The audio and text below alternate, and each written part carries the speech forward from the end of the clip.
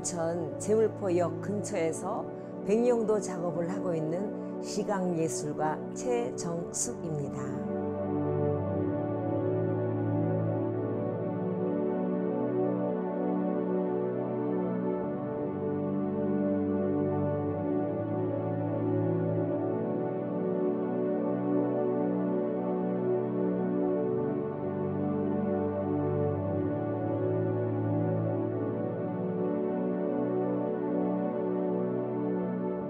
내 온 세계가 인천이에요. 그러니까 제가 여기 인천 중구 송월동에서 54년도에 태어났고 초등학교, 중학교, 고등학교까지 여기서 다녔고 대학은 물론 인천서 통학하면서 다녔지만 결혼도 인천 사람하고 했고 저희 아이들을 여기서 인천서 다 태어났고 그러니까 뭐 그러다 보니 뭐 제 친구들은 뭐 서울에서도 다 많이 살지만 저는 제 평생을 그렇게 인천에서 사네요.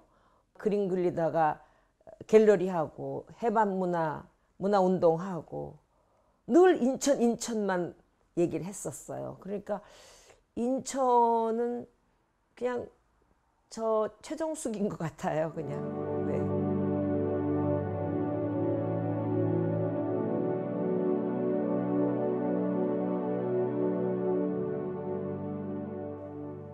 제가 결혼 후에 아이들이 한 초등학교에 들어가면서 마음에 그 벼르고 있던 그림을 그리려고 저희 남편의 그 조그만 병원 2층에 공간이 생겨서 그림 작업실을 준비하다가 우연히 갤러리 공간을 하나 마련했거든요.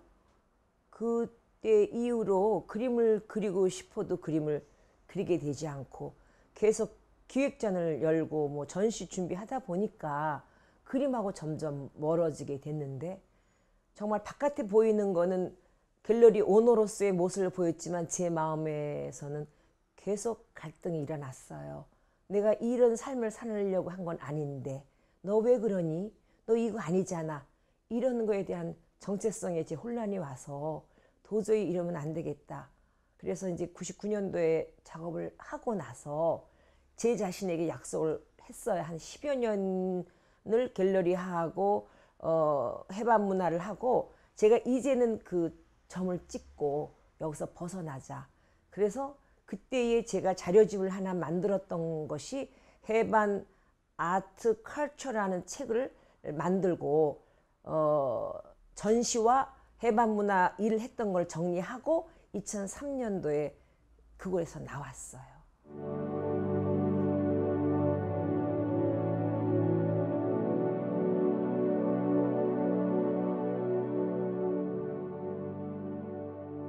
제 개인적으로는 그때에 대학교 때 제가 이제 돈이 많이 없었는데 그 청경장생의 화집이 하나 나왔었어요. 뭐 아프리카 그분의 산문집이. 근데 제가 그걸 우연히 그걸 사게 되면서 그때에 우리는 해외 여행이라는 건 꿈도 못 꿨었죠. 그리고 다 경제적으로 어려웠으니까. 그러니까 그런 그 일탈의 여성의 자유로운 삶을 꿈꿨죠. 여성으로서의 그건 굉장히 선택받았던 거였던 것 같아요. 그러니까 그런 일탈을 언젠가 우리들은 홀홀 날 수 있을까?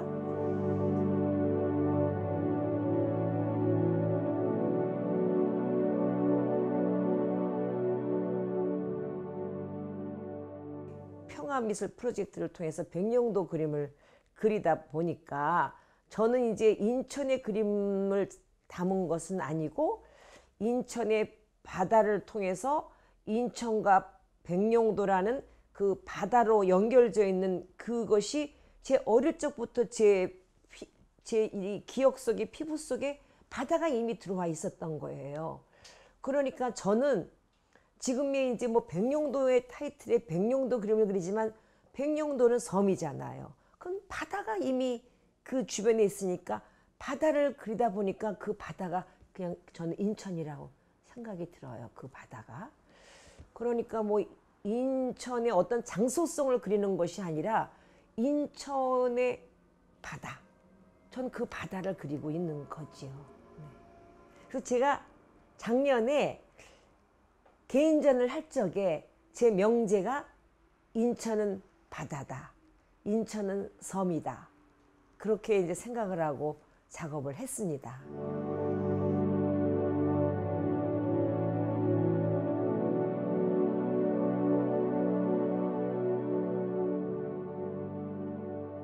작년에 2019년도에 인천은 바다다, 인천은 섬이다 작업을 할 적에 저희 사실은 어머님께서 지금 뵌 지가 오래됐지만 100세 가까이 되시면서 한 7, 8년 동안 이제 요양병원에 누워 계셔요. 이제 코로나로 못 뵈잖아요. 근데 작년도에 늘 아버지의 섬만 백령도만 생각했어요, 사실은. 근데 어느 날 제가 여성으로서 이런 삶을 돌이켜 보니까 장현 땅에서 한 남자, 백령도 남자한테 시집을 온 것이잖아요. 그럼 우리 어머니도 그때 장현 땅에서 해를 타고 시집을 오셨을 거 아니에요. 시집 오던 날이 있었을 거 아니에요. 첫 밤을 지내기 위해서. 백령도의 그 심청각에서 보면은 장상곳이 보여요. 어느 날 그 백령도에서 장현 땅을 바라보니까 우리 어머니가 44년도에 시집을 오셨거든요. 해방 전에. 그때 아버지가 면장을 하셨었어요. 백령도 면장을. 그때 저 땅을 한 번도 못 밟아보신 것 아니에요. 그러니까 이제 이게 이제 우리 분단의 역사랑 맥락이 되는 거예요. 그러니까 자기 땅을 한 번도 지금 70몇 년 동안을 못 가본 거잖아요. 그러니까 한 여인의 삶을 생각했어요. 그래서 작년에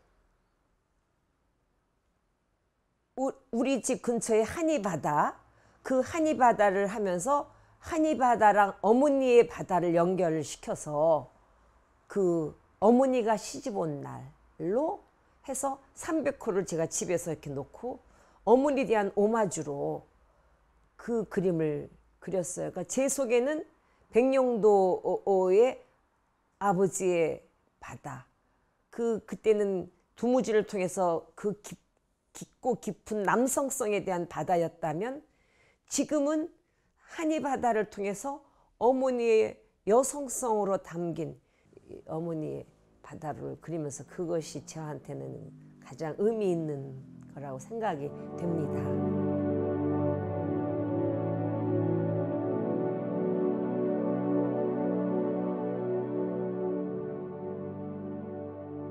백령도는 제 개인사적으로 아버지의 삶, 선대에 제 이제 선조들이 살았지만 그 외에 일반인적으로 이제 백령도를 얘기를 하면 백령도는 우리 그 대한민국 본토보다 북한 영토하고 가까운 거예요. 그러니까 인천에서 100길로 193km 정도에 멀리 떨어져 있는 거죠. 그러니까는 우리나라에서 독도가 이제 멀다고도 그러잖아요. 그러니까 독도 다음으로 본토에서 멀리 떨어진 곳이에요. 그런데 황해도에서는 12km, 장현 땅, 장상곶 반도랑 12km 정도, 그러니까 육안으로 너무 잘 보여요. 그러니까 백령도라는 곳이. 그러니까 백령도가 이게 더 중요하게 부각된 것은 이제 북한하고 너무 근접이 돼 있어서 백령도가 만약에 이게 무슨 일이 나면 그거는 이제 그냥 무너지는 거예요. 우리 그 전선이 다 무너지는 거예요. 그러니까 분단을 갖고 있는 역사 속에서 백령도 위치가 계속 부각이 됐죠. 그런데 저 개인의 삶으로 들어와서는 제 부모님들이 거기서 살았던 곳이니까 저는 이제 백령도하고 이제 뗄래야 뗄 수 없는, 그러면서 제 어린 시절이 거기서 할머니하고 살았던, 그러니까 엄마하고 아버지하고는 산 적은 없어요. 그러니까 할머니하고 살았던 삶 속에서 제 그 기억에 남았던 그 일들을 제 작업을 통해서 하나하나 기억 속에서 그 스토리를 풀어가는 이제 작업이죠. 말하자면 그 행위죠.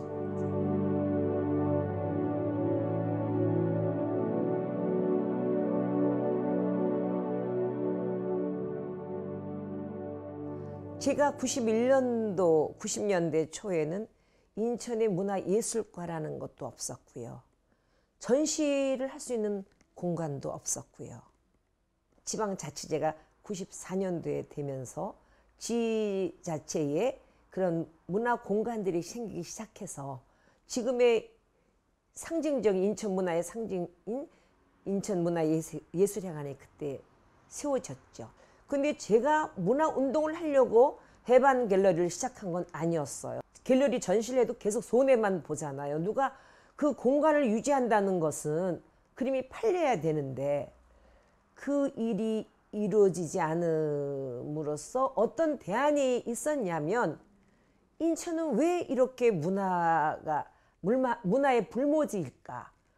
그게 이제 인천을 생각하는 주변의 사람들하고 갤러리에서 무슨 가족음악회도 하고 무슨 렉처 콘서트도 하고 이렇게 다양한 그 접목된 문화 프로그램을 갤러리 공간에서 했어요.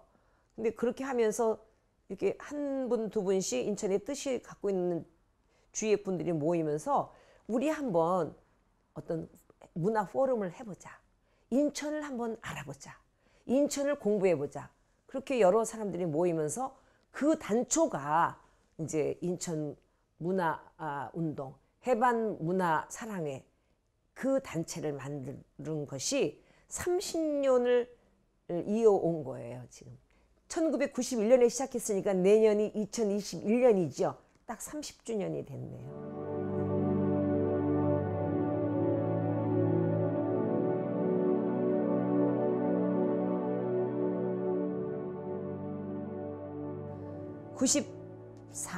95년도에 서울에 있는 화랑들이 예술의 전당에서 그 서울파나 미술제라는 그 이제 아트 페어를 열었거든요.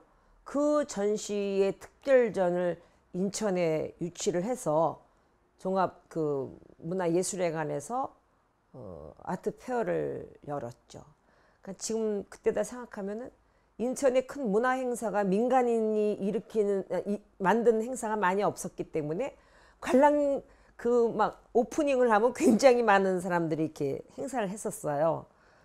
해반 문화와 해반 갤러리가 접목했던 개화의 불꽃전이라는 해반 문화를 통해서 인천의 정체성을 닮은 어떤 개항장이라는 거. 그래서 인천이 대한민국의 관문의 역할을 했다는 거, 그런 걸 통해서 이제 전시를 한 2주 동안 했는데, 그때는 뭐 전 매스컴의 방송국들도 굉장히 많이 오고 저희가 이제 대규모 기획전을 했었어요. 그 전시를 한 거의 1년을 준비를 해서 판화 작가들을 40명을 인천에 각 곳을 투어를 해서 인천을 판화로 담는 그런 기획전도 하고, 뭐 한국화 전국을 이렇게 아우르는 한 100여 명 정도의 그런 작가들, 하여튼 뭐 그런 작가들도 많이 하고, 뭐 아까도 얘기했지만 뭐 살바드로 달리전 뭐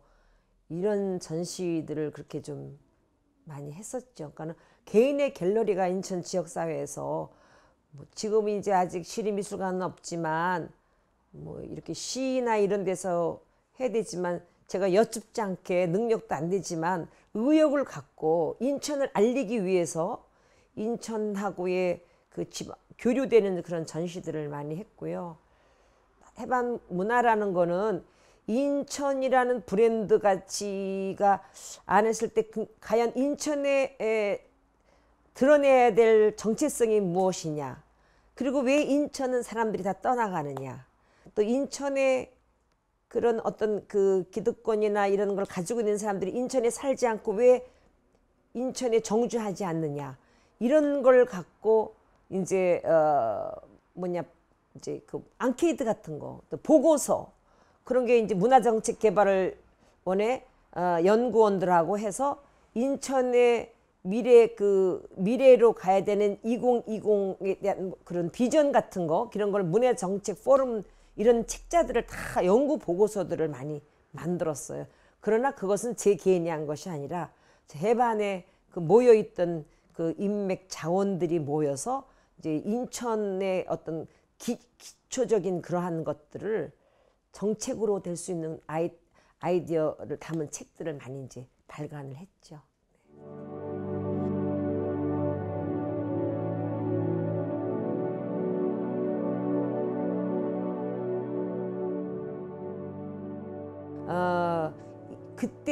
저희들이 일했을 때에 인천의 그 행정 구조에 문화과라는 게 문화가 없었어요. 문화 공보실만 있었어요.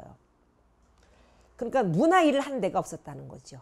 그러니까 저희들이 무슨 일만 하면 기자들이 보도할 것들이 저희들밖에 없죠. 그러니까 왜 또 일을 하게 된 그 푸싱이 뭐냐면 기자들이 늘 전화가 오는 거예요. 관장님 그 다음에는 뭐예요? 그 다음에 무슨 행사가 뭐예요? 마치 떠밀듯이 저희들은 그 일을 해야 되는 어떤 그런 거였던 것 같아요. 그러니까 저희같이 시민단체는 문화를 얘기하는 시민단체가 없었죠. 무슨 환경이라든가 무슨 뭐 경실련이라든가 있지만 인천의 유일한 문화 시민 단체였으니까. 그래서 저희들은 그때에 뭐 문화 지금 재단 이런 것도 시민 운동을 했어요. 문화단체 재단을 만들어야 된다. 펀드가 주어져야 된다. 이런 게 다 문화 운동을 통해서 지금 있었던 거예요. 그러니까 말하자면 지금 아트 플랫폼, 그러니까 창고들을 다 허무는 거예요. 그리고 거기다 개발을 하는 거예요. 그래서 저는 그때 그 창고 주인을 찾아다녔었어요. 이걸 어떻게 시민들한테 환원할 수 있는 방법이 없느냐, 그룹에서. 그래서 그런 거를 인천신문, 인천일보, 동아일보 이런 데다가 계속 글을 썼었어요. 지면에다가. 그 외국에 다니면서 그렇게 해안지대의 창고들이 레지던시가 되고 미술관을 만들어지고 그런 사례들을 다 글을 썼었어요. 그래서 이제 그런 것들이 이제 시에 있는 사람들하고 연결도 되고 이러면서 그네들이 저희들이 발표했던 문화 포럼의 그 자료들을 만들어서 이제 제안을 공무원들이 이렇게 냈었어요. 그래서 그게 이제 의회를 통해서 펀드가 만들어지고 창고를 구입을 하고 그러면서 레지던시가 지금 만들어진 단초가 이제 저희 해방 문화를 통해서 제가 이제 그 레지던시 운동을 했죠. 제가 글을 몇 번을 쓰면서 초창기에 아무도 시작하지 않았을 때에 이제 제가 이제 저와 해방 문화가 이제 그런 일들을 많이 한 거에 대한 그런 이제 자부심 뭐 이제 뭐라고 하지만 뭐 그런 것들이 뭐 조금 일부에서 알아주니까 뭐 그런 보람으로 여기게 되네요.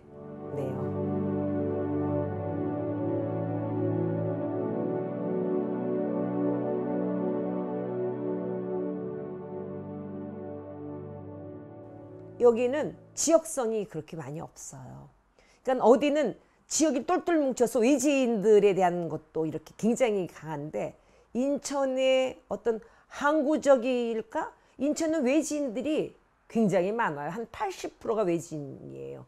옛날에 인천은 30만, 50만, 100만, 지금 300만이 넘어가요. 그럼 그건 다 어딜까? 외지인들이 들어온 거예요. 그러니까 인천의 인구 중에 인천에서 난 사람들은 19%, 18%? 저희들이 옛날에 조사를 했을 때 그랬었어요. 그러니까 인천의 정체성은 뭐냐면 인천은 그 대신에 모든 사람이 들어와도 다 품는 거예요. 굉장히 그 인천의 인자가 어질인자예요. 그러니까 물이라는 걸 통해서 모든 사람들을 다 받아들인 거예요. 그러니까 외지인이 들어와도 그걸 배척한 적이 없다는 거죠.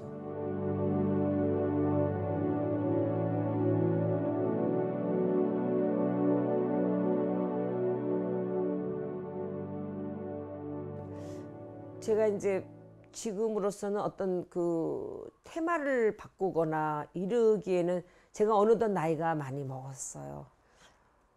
작가는 평생에 하나를 갖고도 이렇게 하나를 갖고도 제대로 그것을 무슨 표현을 해야 될까? 그것이 어려운 과제일 것 같아요. 그래서 지금은 저는 깊고 그냥 단순한 거. 그래서 제가 어떤 때 시포를 갖고 똑같은 주제를 갖고 예를 들면 이제 뭐 이렇게 두무진 요 형상을 갖고 10개를 갖다 놓고 이게 이제 했는데 어떤 작가든 너 왜 백령도만 그려 이럴 수도 있을 거예요. 근데 저는 백령도의 풍경을 그리는 거가 아니에요. 그러니까 백령도에 저 자신을 담고 제 패밀리를 담고 저의 삶을 담는 거거든요. 이제 제 삶은 백령도가 저일 거고 저가 이제 백령도일 거예요. 그러니까 왜 너 섬이야? 근데 제 근원이 뿌리가 거기 있었기 때문에 저는 제가 이 생을 다할 때까지 그거 하나를 갖고도 다 뭘 못할 것 같아요. 그래서 그냥 저는 그냥 그걸로 기억되는 그런 이제 작가로 열심히 살아보려고 합니다.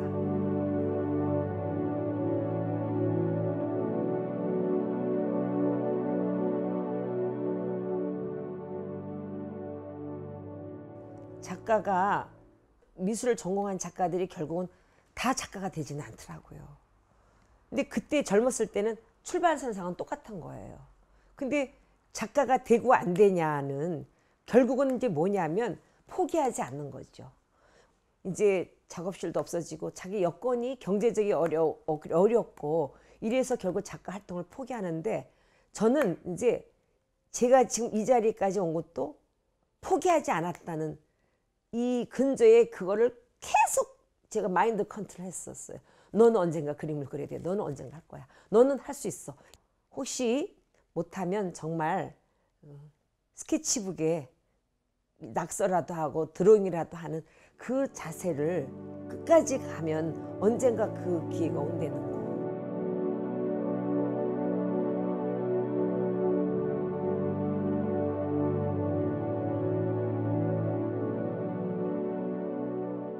굉장히 고맙고요. 굉장히 어떤 그 격려로 정말 그 좋은 작업을 하라는 그런 메시지로 저는 받아들여서 큰 선물처럼 생각을 하고 기분이 굉장히 저는 사실 좋았습니다. 네. 고맙습니다. 정말.